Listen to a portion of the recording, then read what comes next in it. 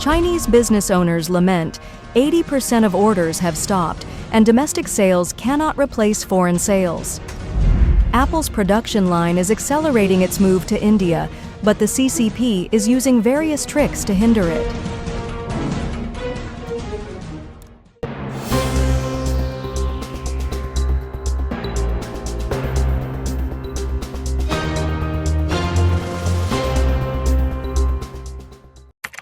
Chinese business owners lament 80% of orders have stopped, and domestic sales cannot replace foreign sales. The U.S.-China tariff war is crushing Chinese foreign trade companies. A carton business owner revealed that 80% of orders have stopped. A blanket factory owner bluntly said, "Domestic sales can't save us. Orders are almost impossible to get." Despite the CCP's push for expanding domestic sales, weak demand, brutal price wars, delayed payments, and high return rates have only worsened the deflationary spiral. Profits collapse, wages shrink, and consumption dies. Cartons are consumables. A video shows a carton factory boss whose main customers, lamp manufacturers, have had 80% of exports wiped out by tariffs. Orders stopped, finished products banned from shipping. In the bedding industry, Blanket Brother posted a video. After 2 p.m., workers sit idle, desperate for work. He said, "Foreigners buy blankets freely. Chinese people keep one for years. Domestic sales can't replace exports. We can't survive this way." To escape high tariffs, many companies turn to the domestic market, only to fall into a bloody price war fueled by a collapsing economy. A garment factory owner told Reuters, "Profit per export, 20 RMB, profit per domestic sale, 2 RMB. Fed up with late payments and return demands, she gave up the domestic market entirely. Tariffs on Chinese exports to the U.S. have skyrocketed to 245%. The small package tax exemption under $800 has been permanently scrapped. As U.S. orders plunge, waves of factory shutdowns have swept through China's coastal regions. Financial host Chen Shooting warned, "Export manufacturers are collapsing fast." Shenzhen's e-commerce association president admitted, "Factories are halting production for weeks." Dongguan's Dehong Electrical shut down for a month. Hangzhou Stellarm told workers to find new jobs. "We are completely powerless." Chen Shooting's chilling warning, if U.S. tariffs stay high starting in June, mass bankruptcies will explode across China's export industries.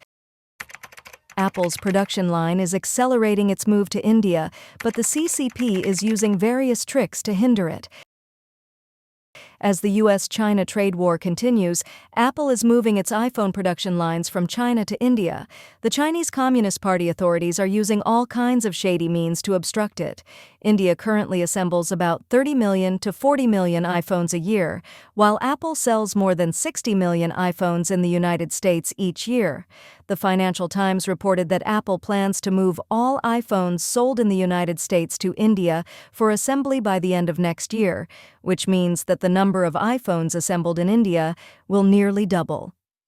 The information reported that the CCP's epidemic lockdown that year forced Apple to start moving its manufacturing business out of China, and the current U.S.-China tariff war has accelerated this process. Apple's goal is to move about 50% of its iPhone production capacity out of China, but its actions are facing resistance from the Chinese Communist Party authorities. People familiar with the matter revealed that Chinese Communist Party officials do not want to see the loss of jobs impact the economy, and local authorities have warned manufacturers in Apple's supply chain not to cut local jobs. The report said that Apple's contract manufacturer, Foxconn, applied to transfer equipment for manufacturing iPhones from China to factories in India, and the approval time was extended from the original 2 weeks to up to 4 months. The Chinese authorities also reject some export applications without providing any reasons. The authorities specifically review high-precision laser machines that weld metal parts to the iPhone body frame, the airtight test stations used to detect waterproof performance, and equipment called chip mounters. After the U.S.-China tariff war began, all Chinese products exported to the U.S. were once subject to a 145% tariff. In a report, Tianfeng Securities analyst Ming-Chi Kuo disclosed that on April 9th, all production lines for assembling U.S. iPhone models in mainland China have been shut down. Subsequently, the Chinese Communist Party's official media deliberately deleted the word U.S. in the above revelation, twisting it into all production lines of iPhone models in China have been shut down, and then solemnly refuted the rumor. Soon after, the U.S. government temporarily reduced the import tariff on iPhones from China to 20%. However, Ming-Chi Kuo later wrote that it seems that the production plan of the iPhone has not changed much at present. If the production line dedicated to assembling U.S. iPhone models in China is shut down, it is estimated that U.S. iPhone models will be completely produced in India starting from the second quarter. 80 million vacant homes. China's real estate domino collapse.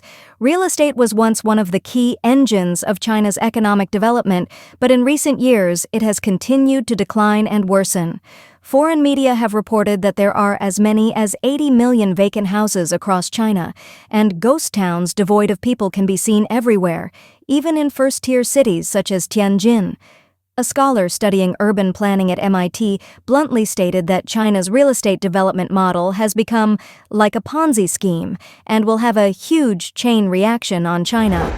The question is, in addition to the mainland economy being in recession and the Chinese people having no money, where have they gone? Many cities are now much more deserted compared to a few years ago, and the scenery in many places feels empty and gloomy.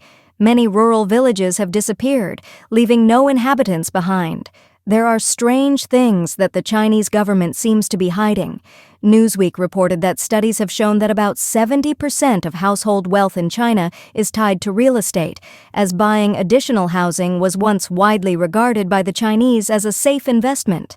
However, the long-accumulated speculative bubble in real estate has begun to burst in recent years under the government's intensified regulatory crackdowns.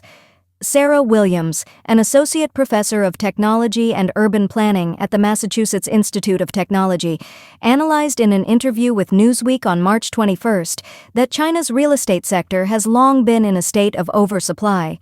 However, even when real estate development had far exceeded the saturation point, the Chinese Communist Party government still encouraged developers to continue building, while banks kept issuing loans for new projects, allowing developers to use fresh loans to repay old debts. They need a return on investment, so they open up new land and issue new loans to over-indebted real estate developers, enabling them to use these new loans to repay previous ones. Sarah Williams stated bluntly. In short, it's a bit like a Ponzi scheme. The report stated that China's real estate market effectively froze around 2020. According to statistics, there are approximately 60 million to 80 million vacant houses across the country, with at least millions of units still unfinished, commonly known as unfinished buildings, further exacerbating the pressure of China's economic slowdown. This article highlights several typical examples. Tianjin, one of China's municipalities, built the Ujiapu Financial District in the early 2010s, promoting it as the Manhattan of China. The district featured numerous office buildings, wide boulevards, and subway stations, but it never attracted businesses or residents. It remains empty to this day. Xi'an New District, a project built by Beijing authorities at a cost of 610 billion yuan, boasts towering buildings, yet its streets remain perpetually empty. Kangbashi District in Ordos City, Inner Mongolia Autonomous Region, was designed as a large residential area meant to accommodate approximately 300,000 people. However, upon completion, its actual occupancy rate was less than 10%. Meanwhile, those who might have purchased homes for actual living are increasingly frustrated by the lack of employment opportunities, medical resources, education, and amenities. Sarah Williams further analyzed that the scattered ghost areas across China pose the greatest threat to the country's economy. These vacant communities represent overinvestment and misallocated resources, which in turn create real risks for people's livelihoods. Over time, this could trigger a massive chain reaction throughout China's overall economy. Additionally, it is worth mentioning that Tianjin, often referred to as Beijing's gateway, began construction in 2008 on a skyscraper called Golden Finance 117, once touted as the second tallest building in the world.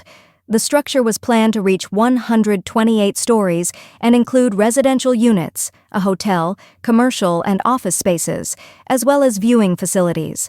However, this landmark project, once seen as a symbol of China's real estate ambitions, was halted in 2015 due to a lack of funds. It remains unfinished to this day, earning the title of the world's tallest abandoned building. The British Daily Mail previously analyzed in a related report that the Golden Group originally hoped to use this project to create the new Beijing-Tianjin Golden World Plan. However, due to a lack of government funding and poor market positioning, the building has struggled to attract its intended high-end clientele. Amid the chaos of unfinished high-rise projects, the Chinese Communist Party authorities announced in 2021 a ban on the construction of buildings over 500 meters in height, along with strict restrictions on buildings exceeding 250 meters. If Golden Finance 117 is ever completed, it will be the last super skyscraper over 500 meters built in China. Rich people flee China. Du Wen, a former official from Inner Mongolia, urges and leads the charge. After Du Wen, a former Inner Mongolia official living abroad, released Breaking the CCP on March 18th, he quickly launched a series of activities to fight back against the CCP. On March 19th, he launched the Guide for CCP Officials to Flee Abroad, to help CCP officials with a conscience flee China. Later, he launched the Roadmap for the Withdrawal of Investment by the Rich, to help wealthy individuals in mainland China flee the country. On March 21st, Du Wen released a video on his YouTube channel, stating that the practical guidance of the Roadmap for the Withdrawal of Investment by the Rich in China covers asset transfer, risk avoidance, and building a new life overseas, helping the wealthy legally and safely transfer their wealth and relocate. Du Wen pointed out that the assets of the wealthy can be transferred out of China in stages through legal channels, as well as key issues such as choosing a refuge country. He also explained some operational details and precautions in the process. Du Wen specifically mentioned that the wealthy must consider the safety of their families when fleeing, because the CCP often persecutes their relatives to exert pressure on escapees. He also warned about the CCP's surveillance and kidnapping operations overseas. From Li Keqing's large-scale withdrawal of investments to the recent wave of exodus, we can see that the top wealthy individuals in China and Hong Kong are facing unprecedented choices and challenges. Du Wen stated. He emphasized that for wealthy individuals in mainland China, now is the last chance, and the best option is to build a future for themselves and their families in a safe and free place. If you don't act, your future will be determined by the CCP. On March 18th, Du Wen released a video publishing a breakup letter with the CCP. He accused the top leaders of the CCP of hating me to the core and persecuting his relatives in China to pressure him. Du Wen vowed to do everything in his power to overthrow the CCP. He declared, "A letter of separation from the CCP. Xi Jinping, Wang Xiaohong, listen carefully. I am Du Wen, a thorn in your eyes and flesh. If you have the guts, come at me. What kind of ability do you have to attack innocent people? Your behavior is despicable, shameless, and disgusting. Are you still human?" Du Wen continued, "Today, I want to expose a blatant case of political persecution to everyone. This is not an ordinary judicial action, but an act of revenge against my relatives, personally ordered and manipulated by Xi Jinping and Wang Xiaohong, who directed the public security and the court." He claimed that Sun Hao, deputy director of the Execution Bureau of the Hohhot Intermediate People's Court, sealed his brother-in-law's property at the request of the public security authorities. On March 19th, Du Wen released another video on his YouTube channel launching the Guide to the Escape of CCP Officials, bluntly stating that overthrowing the CCP is urgent. He called it Du Wen's Jedi counterattack, declaring, "The CCP confiscated 1 million from my family, and I made the CCP lose 10 billion. In the video, Du Wen called out to officials who are still struggling within the CCP system. He said that times have changed. Today's officials are walking on thin ice, worried and frightened every day, and it's really hard for officials to survive. He emphasized that, from high-level officials to low-ranking ones, no one is safe. Duwen pointed out that under the CCP, some people have mysteriously died in detention. I have seen too many of them, while others were tortured to death during the double regulation period. There are many such cases. Hundreds of senior military officials and tens of thousands of cadres have been arrested, disappeared, committed suicide, or were even forced to commit suicide under disguise. In the CCP's centralized system, officials live like frightened birds, and everyone is in danger. Regarding this, Netizen X commented, "The CCP has turned China into a prison full of fear and lies. History has proven that no tyranny lasts forever." Another added, "The CCP's approach to Chinese people who dare to speak the truth is simple. Discredit their reputation, cut off their finances, and if that doesn't work, physically eliminate them." 2025 marks the end of the evil party's madness. Shocking and drastic changes are coming one after another.